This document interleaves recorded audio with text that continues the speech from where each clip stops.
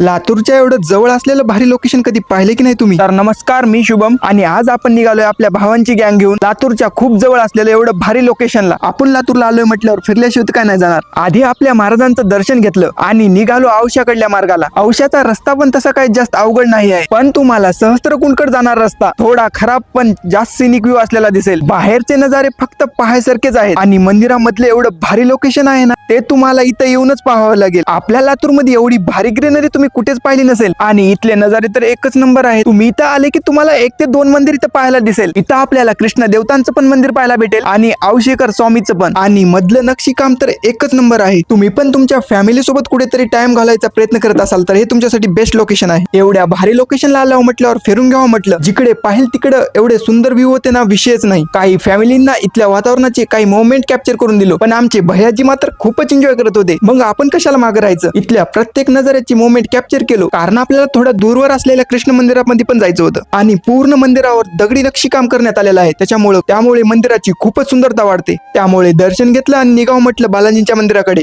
आणि त्यासाठी तुम्हाला पार्ट 2 पाहावे लागेल. तर मग भेटूया पार्ट 2 मध्ये.